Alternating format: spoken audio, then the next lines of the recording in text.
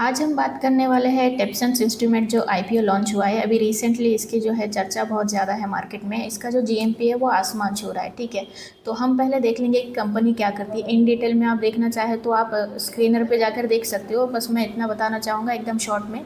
ये जो कंपनी है एक ऐसे टूल्स बनाती है जो कि मेजरमेंट में या फिर टेम्परेचर काउंट या फिर हीट में काउंट करने के लिए जो चीज़ें यूज़ होती है, जो टूल्स यूज़ होते हैं, वो ये कंपनी बनाती है। ठीक है, यहाँ पर आप देख सकते हो केबल बनाती है, इंस्ट्रूमेंट केबल्स बनाती है, स्पेशलाइज्ड वायर्स बनाती है। स्टील, सीमेंट और ऑयल की कंपनी में इसका ज़्यादा यूज़ होता है। इस जो थर्मामीटर के और जो भी टूल्स ये बनाती है उसका सबसे ज़्यादा यूज़ होता है स्टील की कंपनी में, सीमेंट की कंपनी, ऑयल, गैस और पावर प्लांट में। ठीक है, आप इसकी डिटेल में स्टडी कर सकते हो। बस इसका एक बिजनेस मॉडल है। उसके बाद में हम आते हैं हमारे लिस्टिंग डिटेल पे। अभी यहाँ पर हम देख सकते हैं कि आईपीओ जो है वो लॉन्च कब हुआ है, 20 अगस्त को, 20 तारीख के दिन, मतलब कि थर्सडे के दिन ये आईपीओ लॉन्च हुआ है, ओपन हुआ है। आप लोग प्री अप्लाई भी कर सकते हो, लेकिन यहाँ पर हम देखेंगे तो आईपीओ की जो डेट है वो क्लोजिंग डेट कौन सी है, 24 अगस्त, मतलब कि आप मंडे तक इसको अप्लाई कर सकते हो। उसके बाद में हम देखेंगे कि अलॉटमेंट कब मिलेगा। अलॉटमेंट अगर आपको मिलना है, आपका लक अच्छा है, ये सब कुछ जो होता है अलॉटमेंट के चांसेस वो डे वाइज भी होते हैं। कई बार ऐसे भी होता है कि नंबरिंग के हिसाब से लिया जाता है, कई बार लक्की ड्रॉ सिस्टम होता है। ठीक है, तो 25 तारीख को आपको 25 अगस्त को आपको पता लग जाएगा आपको आईपीओ मिला है या नहीं मिला है। अगर मिलता है, इंशाल्लाह मिलेगा, अगर मिलता है तो आपको स्टॉक मिल जाएंगे 27 अगस्त को। अगर नहीं मिलता है, खुदा न खास्ता नहीं मिलता है, तो यहाँ पर आपको रिफ़ंड कब मिलेगा, 27 अगस्त को। क्यों, तो यहाँ पर 26 को ही आना था, लेकिन बीच में जो है हॉलीडे है मार्केट का, इसीलिए 27 हो गया है यहाँ। और उसके बाद में जो है आपका अमाउंट सेम डे यहाँ पर आपके फ़ोन पे या फिर बैंक अकाउंट में ट्रांसफ़र हो जाएगा। आईपीओ की लिस्टिंग डेट रहेगी 24 अगस्त को, मतलब कि 20 से 8 दिन का ड्यूरेशन है, 20 से 28 तक का। 8 दिन में आपका जो फंड है, आपको या तो शेयर मिलेंगे या तो फिर आपका फ़ंड जितना आपने पे किया है सारा रिफ़ंड हो जाएगा। ठीक है, तो यहाँ पर आप देख सकते हो मंडे का लास्ट डे है और उसके बाद में आपको लिस्टिंग का लास्ट डे रहेगा 28 अगस्त का। उसके बाद में हम देखते हैं यहाँ पर इसका जो रिवेन्यू है, और यहाँ पर मैंने एक चीज़ ऐड करना भूल गया हूँ। देखिए, आप लोग अगर एचएनआई में ट्राई करना चाहे तो बेस्ट आईपीओ है सेम डे अर्निंग के लिए। एचएनआई कैटेगरी में 2.5 लाख का इन्वेस्टमेंट रहेगा और रिटेल कैटेगरी में 15,000 का पूरा कैपिटल लग रहा है एक आईपीओ के लिए। अगर आप स्टेप बाय स्टेप करना चाहें, मल्टीपल अकाउंट से करना चाहें, तो you can go through the retail category. अगर आपके पास में इन्वेस्टमेंट ज़्यादा है और आप ज़्यादा इन्वेस्टमेंट करना चाहते हो तो you can apply for the HNI category. ठीक है, यहाँ पर आप देखिए कुछ नंबरिंग्स यहाँ पर देख लेते हैं पहले। Look at here, the time period is 24 to 26, मतलब कि मैंने जो डेटा लिया है ये 3 साल का, बिटवीन 3 ईयर्स मैंने यहाँ पर इसका जो भी रेवेन्यू हो गया, एक्सपेंस हो गया, पीएटी हो गया, एसेट्स हो गया, मैंने 3 साल का लिया। आप डिटेल में करना चाहे तो कर सकते हो।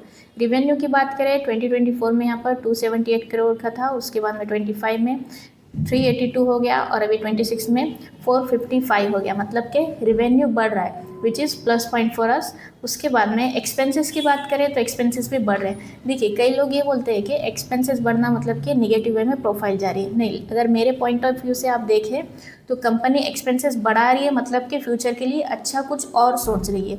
खर्चे बढ़ रहे हैं, इनकी अर्निंग्स बढ़ रही है, तो एक्सपेंसेस भी बढ़ने ही वाले हैं। 227 करोड़ से यहाँ पर आता है सीधे 364 crore, which means a good value for our expenses rate. उसके बाद में हम पीएटी की बात करें तो पीएटी भी एकदम हाई रहेगा, 4271, ऑलमोस्ट डबल कह सकते हो 3 ईयर्स में, तो ये भी एक प्लस पॉइंट है हमारे लिए। उसके बाद में एसेट्स भी कंपनी के बढ़ रहे हैं, 272 661 हो गया है 3 साल में। तो हमारे जितने भी ये नंबरिंग है ये एक रेंज में है, एवरेज रेंज में, तो ये सारी नंबरिंग हमारी जो है प्लस में है। उसके बाद में now look at to the IPO detail कुछ ऐसी है जो कि फंडामेंटली जो स्ट्रॉन्ग चीज़ें होती है मैंने वही यहाँ पर मार्क की है। आप इसको थोड़ा सा एडवांस में जा सकते हो। कंपनी का जो मार्केट कैप है, मार्केट कैप होता है कि पूरी कंपनी कितने की है। 3070 करोड़ की यहाँ पर कंपनी है और इसका करंट प्राइस जो है यहाँ पर आईपीओ में आपको मेंशन मिलेगा। वहाँ पर स्टॉक का पीए 46 रुपीज़ पीए होता है, प्राइस टू अर्निंग रेशियो, मतलब कि अगर आपको कंपनी से 1 रुपया अर्न करना है तो आप कितने पैसे यहाँ पर इन्वेस्ट करना चाहोगे।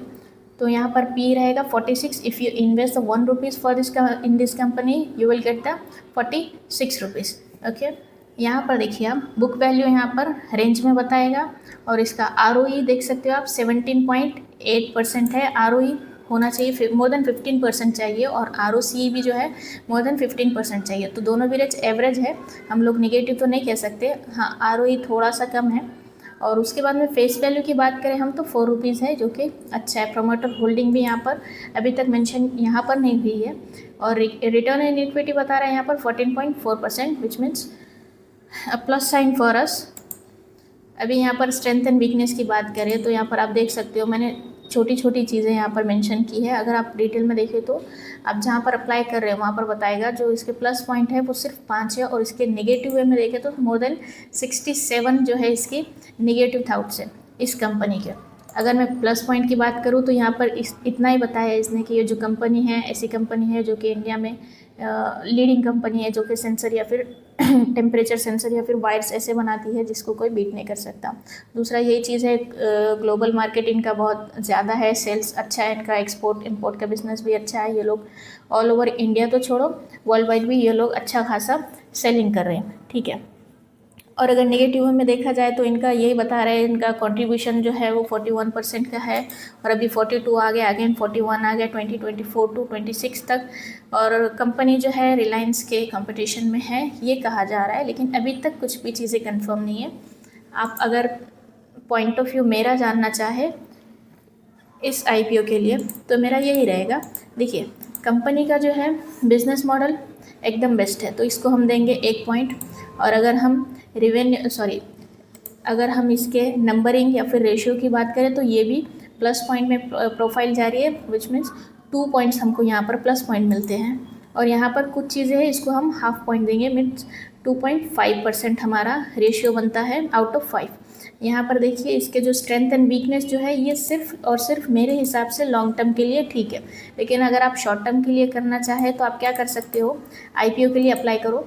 और अप्लाई करना इजी है, लेकिन अलॉटमेंट मिलना बहुत ज़्यादा ट्रिकी है, क्यों तो इसका जो सब्सक्रिप्शन है वो ओवर 50 to 70% हो गया है। अगर आप अप्लाई करते हो तो 70% IPO में से आपको 1% मिलने के चांसेस हैं यहाँ पर, ठीक है। अगर अलॉटमेंट मिलता है तो अच्छी बात है, और अगर नहीं मिलता है तो फंड तो वैसे भी वापस आना ही।